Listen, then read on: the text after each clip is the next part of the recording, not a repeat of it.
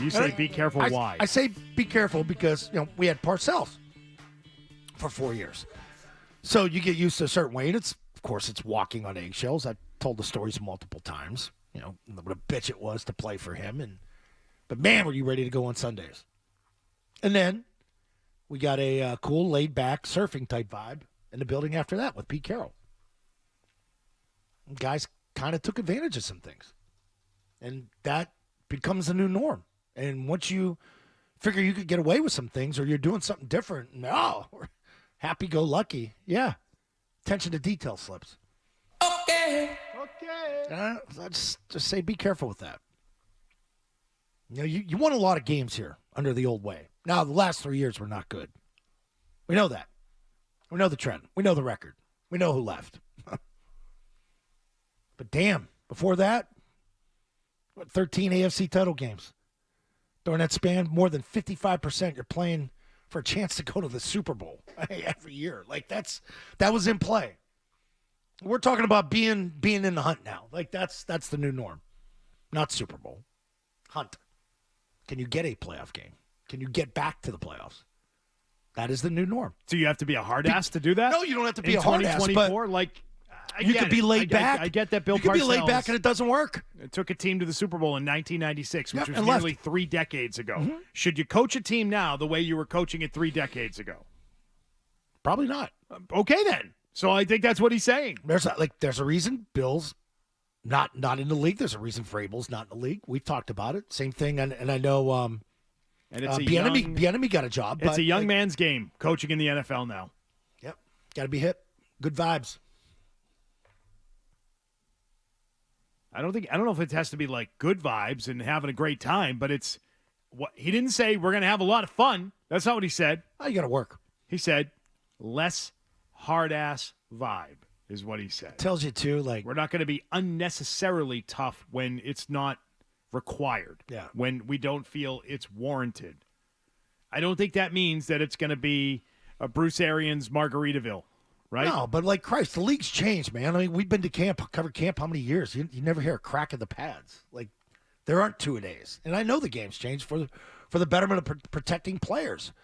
But you always go with this, right? Whenever this conversation comes up, it always goes there are no more 2-a-days and it's not as physical as it used to be. Kicks in on me. It's more about the sort of approach to how you communicate with players. Right. It's not about how many padded practices you have or how hard you push a team in a practice in August. It's about how do you communicate with your players. And that was a massive failure over the last several years with the top coach on the roster, Bill Belichick, and the top player, which is by default in the NFL, the quarterback. So it's not about how hard you push the team in practice. It's about how do we communicate. It's also communicating with your coaches. That too. That story with McDaniels. I think that's what he's talking about, not about practices. Super Bowl week, McDaniels hey, I'm going to Indy next week. Yeah, but we got to do this third down drill one more time here. I can't tell you how many monotonous hours we spent on excess film that you probably didn't need to, but it's always been done that way. And we're going to sit here and we're going to go over No, some guys get it. Most guys that apply themselves and understand the game get it when you give it to them. I bet they still do go in depth on film and do more than they need to. I bet that's still going to be a thing because Gerard Mayo is a Bill Belichick guy. And you heard Ernie talk about it. We've been up there and it was, hey, Scott, come here, look at this film. And he's breaking down Bledsoe. The old school guys, I think, do it more. But I think there's a way to fast track it a little bit. I think technology helps you do that. I mean, there's times now where we get on a plane, boom, whole game tapes up. Every player's got it on their pads. Third down red zone's already broken down. You would have to wait until Monday afternoon after a game to where you could even see it. Now it's there within 50 minutes. That's how quick things move.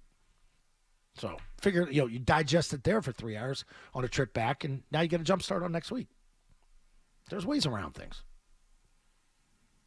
Bill Belichick stopped talking to Mac Jones last year. I don't think that's going to happen under Gerard Mayo with any quarterback, no matter how bad it gets. No matter how bad the quarterback might be playing, I don't think he's going to shut a guy out and stop talking to him. That's not who he is. That's not who he will be.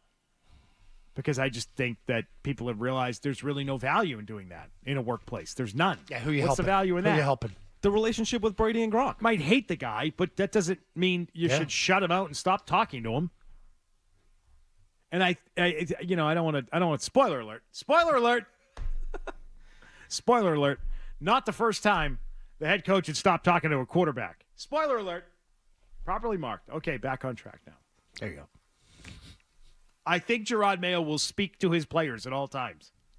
Even if he hates their guts and thinks they stink and shouldn't be in the NFL, I think he'll still be talking to them.